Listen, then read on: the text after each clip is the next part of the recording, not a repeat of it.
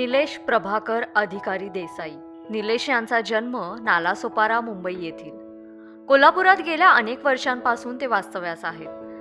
दुसरीपासूनच निलेश संगीत शिकत आहेत. संगीत शिक्षक आणि आर्ट शिक्षक म्हणून ते आज कार्यरत आहेत. तर निलेश यांचं शिक्षण काय बरं झालं असेल तर त्यांनी BCom सेकंड इयर आणि इंटेरियर डिझाईन डिप्लोमाचं शिक्षण घेतलं आहे. हे झालं त्यांचं शिक्षण, परंतु याचबरोबर त्यांनी बऱ्याच गोष्टी शिकलेल्या आहेत. स्क्रीन प्रिंटिंग, सुतारकाम, अळंबी making, model making, paper quilling, origami, photography, pottery, Warli, Madhubani, जलपरी, रिमझिम, स्केचिंग असे पेंटिंगमधील प्रकार, त्याचबरोबर कुकिंग आणि computer courses, landscape designing, crepe paper work, tailoring इत्यादी गोष्टी त्यांनी शिकलेल्या आहेत. तसेच त्यांच्याकडे युनिक आणि भन्नाट अशा गोष्टींचा संग्रह खूप मोठा आहे. नमस्कार. आपण प्रत्येक वेळेला पाहतो की गणपती म्हणजे कलेची देवता आणि बुद्धिमत्तेची देवता. याच गणपती बाप्पाबद्दल आपण प्रत्येक वेळेला पाहतो, ऐकतो आणि त्याची विविध रूपं आपण बघतो. परंतु ह्या सगळ्या कला एका मानवामध्ये कधी समाविष्ट असलेल्या आपण आजवर पाहिलेल्या नाही. परंतु आज मात्र तुमच्या भेटीला मी असाच एक अवलिया घेऊन आलेले आहे. तर माझ्यासोबत आहेत निलेश अधिकारी सर. सर, तुमचं स्वागत तरुण भारतमध्ये. तर सरांनी आजवर प्रचंड कला आत्मसात केलेल्या आहेत. म्हणजे आपण पाहिलं तर एखादं वाद्य आपण घेतो आणि ते शिकत जातो, परंतु सरांनी एकच वाद्य नाही तर अशी बरेच वाद्य आहेत जी त्यांनी आत्मसात केलेली आहेत. आणि नुसतं आत्मसात नाही तर ते त्यांच्या विद्यार्थ्यांना ही कला शिकवतात देखील. हीच कला आणि ह्या कलेविषयी त्यांच्याचकडनं अधिक जाणून घेऊया आपण. बरीचशी वाद्य आहेत. काही भारतीय असतील, काही पाश्चात्य असतील. वाद्यांचे अनेक प्रकार आहेत. काही वाद्य त्याच्यापैकी थोडी थोडी लहानपणी मी दुसरीत असताना शिकायला सुरुवात केली. सगळ्यात सर्वप्रथम मी शिकलो ते हार्मोनियमपासून सुरुवात झाली आणि जसजशी आवडत गेली वेगवेगळी वाद्य तसतशी एक एक वाद्याचा क्लास करत करत मी शिकत गेलो. असं काही ठरवून असं काही नाही केलं, पण एक एक वाद्य आवडत गेलं आणि ते शिकण्याचा मोह होत गेला. त्या पद्धतीने मी एक एक क्लास शोधून त्या क्लासला जॉईन होऊन एक एक वाद्य शिकत जसजसं प्रॅक्टिस होत जाईल त्याच्यामध्ये मजा यायला लागली, ते आवडायला लागलं.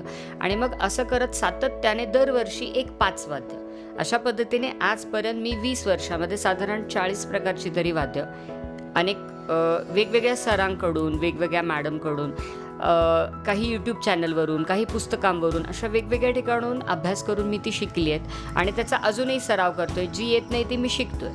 सो असं आहे. भारतीय आणि पाश्चात्य अशी 40 प्रकारची वाद्य तरी मी आत्ता वाजवतो आणि अभ्यास पण सुरू आहे, सराव पण सुरू आहे. आणि ही वाद्य ज्यांना शिकायची इच्छा आहे त्यांना मी शिकवतो सुद्धा. नक्कीच हा म्हणजे एक वेगळा अनुभव असाच आहे, कारण की ते नुसतं आपल्यापुरतं शिकणं नाही तर समोरच्या पिढीला ते देणं खूप महत्त्वाचं असतं. या देण्याबरोबरच सरांकडे माझ्या नखावरती उभी राहतील अशी छोटी छोटी 4-5 माणसं अशी तयार झालेली आहेत आणि ती मी बघितलेली आहेत.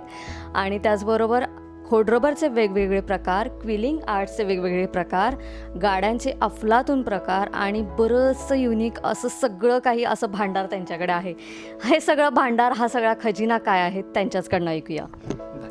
मला अनेक गोष्टींचा छंद आहे. म्युझिक सोडून वेगवेगळ्या गोष्टी मला आवडतात. मला फिरायला आवडतं, फोटोग्राफी आवडते, छोट्या छोट्या गोष्टी कलेक्ट करायला आवडतात. मग जेव्हा मी बाहेर फिरायला जातो आणि मला अशा गोष्टी आवडतात तेव्हा मी त्या नक्की मिळत असतील तर लगेच घेतो आणि माझ्या संग्रहालयामध्ये त्या ठेवतो. तर अशा माझ्याकडं पेनांचं म्हणा, पेन्सिलचं, खोडरबरचं, आर्किटेक्चरल मॉडेल मेकिंग रिलेटेड म्हणजे छोट्या छोट्या मिनेचर गोष्टी असतात, छोटीशी माणसं असतात ज्याला डिटेलिंग असतं. आपल्या माणसाची जर छोटी प्रतिकृती केली तर ती किती लहान होईल, लहानात लहान. तर असे माझ्याकडे एक 500 प्रकार आहेत माणसांचे वेगवेगळे. छोट्या छोट्या कार्स असतील ज्याला आपण स्केल मॉडेल म्हणतो. स्केल मॉडेल म्हणजे पण तेच, सुरुवातीला छोटं मॉडेल गाडीचं बनवलं जातं आणि मग खरी कार तयार केली जाते. तर असे माझ्याकडे हजारो कारचे प्रकार आहेत. नुसतेच मॉडेल्स आहेत असं नाही, त्या मॉडेलबद्दलची माहिती असलेली पुस्तकं पण मी गोळा केलेत. जर कोणी त्याच्याशी रिलेटेड आलं तर त्याला ती माहिती पण पूर्णपणे मिळू शकेल. सो अशा पद्धतीने मी संग्रह करायला सुरुवात केली आहे आणि अजूनही बराच संग्रह करायची इच्छा आहे. बघूया पुढे काय होतं. संग्रह तर सरांचा खूप मोठा आहे, कारण की तुम्ही जर हा संग्रह बघितला तर सरांची एक छोटीशी इच्छा आहे की ते संग्रहालय चालू करणार. त्याच्याविषयी देखील सरांकडनं ऐकूया. नक्की. मला भविष्यामध्ये एक छान संग्रहालय करायची इच्छा आहे, ज्याच्यामध्ये एकाच छताखाली वेगवेगळ्या क्षेत्रातल्या बऱ्याच विद्यार्थ्यांना, पालकांना म्हणा, वेगवेगळ्या विषयातल्या मोठ्या मोठ्या लोकांना त्यांचे छंद जर राहिले असतील तर ते जोपासण्यासाठी किंवा त्याच्यासाठी लागणाऱ्या ज्या गोष्टी आहेत त्या सहज एकाच छताखाली मिळाव्यात अशी माझी इच्छा आहे. त्यामुळे मी त्यासाठी प्रयत्न करतो आहे आणि त्यासाठी बऱ्याचशा वस्तू, बरीचशी पुस्तकं, बरीचशी माहिती मी आत्तापासून गोळा करतो आहे. तर भविष्यामध्ये जर शक्य झालं तर नक्की असं मी संग्रहालय चालू करेन. पण अजून एक प्रश्न मला राहतो की एवढ्या सगळ्या कला आपण शिकत असताना तुमचं शेड्यूल कसं असतं आणि त्या सगळ्या कला तुम्ही दुसऱ्यांना देताय म्हटल्यावरती? बरोबर आहे. तर सगळ्यांनाच 24 तास असतात, माझ्याकडे पण तेवढेच आहेत. पण दिवसातला जास्तीत जास्त वेळ मिनिट अन मिनिट कसा मला वापरता येईल आणि त्यातून मी जास्तीत जास्त काय करू शकतो ह्याचा माझा प्रयत्न असतो. मी आठवड्यातनं एकही दिवस सुट्टी घेत नाही, पण जास्तीत जास्त एका दिवसात 10 गोष्टी मला कशा करता येईल ह्याचं मात्र मॅनेजमेंट मी केलं आहे. एका दिवसामध्ये 10 गोष्टी त्यावेळेस मध्ये तीच गोष्ट व्हायला पाहिजे असा माझा प्रयत्न असतो आणि ते होतं. त्यामुळे एका दिवसात माझ्या वेगवेगळ्या गोष्टी 10 तरी होतातच होतात. म्हणजे म्युझिकचं एखादं वाद्य असेल, एखादं पेंटिंग काढायचं असेल, एखादं क्विलिंग करायचं असेल तर प्रत्येकासाठी एक एक तास मी लिहिलेला आहे, ठरवलेलं आहे. त्या वेळापत्रकाप्रमाणे मी करतो, त्यामुळे मला ते शक्य होतं. ह्या सगळ्या कलेतून तुम्ही घरच्यांना कधी वेळ देता सर? तो खूप महत्त्वाचा असतो. आता एवढ्या गोष्टींना, एवढ्या लोकांना, एवढ्या विद्यार्थ्यांना नवीन नवीन गोष्टी शिकण्यामध्ये माझा बराचसा वेळ जातो. पण नक्की जेव्हा मला अगदीच वाटतं की आता घरातल्यांपासून खूप दिवस मी लांब आहे तर मी एक 4-5 दिवस सुट्टी काढून त्यांच्यासोबत मी माझा वेळ नक्की घालवतो. सगळ्याच कलांबरोबर रमत असताना सर घरच्यांना देखील तितकाच वेळ देतात आणि घरच्यांचा पाठिंबा आजवर आहे म्हणूनच हे सगळं काही शक्य निलेश सरांना झालेलं आहे. पण एक शेवटचा प्रश्न सर की मुळात तुमचं बालपण कुठे गेलं आणि कोल्हापुरात तुमचं येणं कसं झालं याविषयी थोडक्यात सांगा. माझं बालपण जे आहे ते कोकणामध्ये गेलं, राजापूर या गावामध्ये. त्यानंतर माझे वडील बँकेमध्ये असल्यामुळे त्यांची बदली व्हायची. मग तशा बदलीमुळं आम्ही कोल्हापूरमध्ये स्थलांतरित झालो 87 साली. त्यामुळे 87 पासून मी इथेच आहे. गेल्या कित्येक वर्षांपासून कोल्हापूरमध्ये सर आहेत, परंतु आजवर कोणालाही माहीत नाही की हा अवलिया कोल्हापूरमध्ये आहे. मी आज त्यांना शोधून काढलेलं आहे आणि त्यांच्याकडचा हा खजिना मी बघितलेला देखील आहे आणि प्रत्यक्ष तुमच्या भेटीला देखील आणलेला आहे. आणि आज सरांनी आपल्यासाठी जो खूप मोठा वेळ दिलेला आहे, कारण की एवढं टाईट शेड्यूल असताना त्यातले 2 तास तरी आम्ही इथे घालवलेले आहेत सरांबरोबर आणि हे खूप अमूल्य होतं आमच्यासाठी. आम्ही खूप मोठा खजिना इथे पाहिला सरांचा आणि अशाच पद्धतीने त्यांचं संग्रहालय झाल्यावरती देखील आपण सगळीजणं तिथे भेट देऊ. पण सर आजच्या सगळ्या धकाधकीच्या काळामध्ये मुलांनी कशा पद्धतीने कला जोपासायला पाहिजे याविषयी सांगा. अगदी. आत्ता बऱ्याचशा गोष्टी आहेत.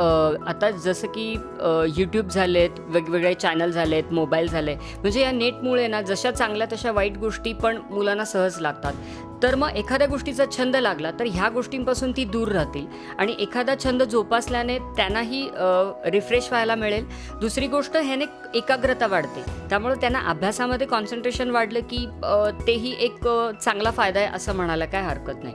आणि एखादा छंद मुलांनाच कशाला, मोठ्यानं सुद्धा आत्ता रोजचं रुटीन आहे, रोजचं ऑफिस आहे, रोजच्या घरातल्या जबाबदाऱ्या आहेत, ह्यातून जर त्यांनी स्वतःसाठी एक 15 मिनटं किंवा अर्धा तास जरी एखादा छंद जोपासायला काढला तरी ते सुद्धा रिफ्रेश होतील, जेणेकरून पुढचा आठवडा त्यांना काम करण्यासाठी उत्साह मिळेल. त्यामुळे एखादा छंद, एखादी हॉबी राहिलेली जरी मनात असेल तरी नक्की 15 मिनटं तरी काढायला काहीच हरकत नाही आहे. नक्कीच प्रत्येकजण आता नक्की म्हणजे सरांचा आदर्श घेऊन कोणीतरी एखादी कला जर शिकायला सुरुवात केली तर हे काही वावगं ठरणार नाही आणि हे नक्की होईलच, कारण की सरांची कला खूप मोठी आहे. म्हणजे एका साईडला जर आपण पाहिलं तर गणपती बाप्पा आणि गणपती बाप्पानंतर जर पाहिलं तर मला वाटतंय सरांकडे इतकी कला आहे की प्रत्येकाने ह्यातली एखादी जरी कला जोपासली तरी पुष्कळ झालं असं आहे. आज सरांना आम्ही भेटायला आलो होतो. आज सरांकडनं आम्ही या सगळ्या गोष्टी जाणून घेतल्यावरती खूप आनंद झाला आणि तुम्ही देखील पाहिलं की सरांनी कशा पद्धतीने ह्या सगळ्या कला आत्मसात केलेल्या आहेत. खूप वेळ आहे आपल्याकडे, 24 तास म्हणजे फारच कमी वेळ असं नाही, बरेचसे तास आपल्याकडे असतात. त्यातनंच आपण आपली कला ही जोपासू शकतो. तुम्ही देखील तुमच्या कला जोपासा आणि तुमच्याकडे असं काही वेगळं असेल तर आमच्या कमेंट बॉक्समध्ये नक्की सांगा. कॅमेरामॅन सूरजसह मी दुर्वा दळवी, तरुण भारत न्यूज.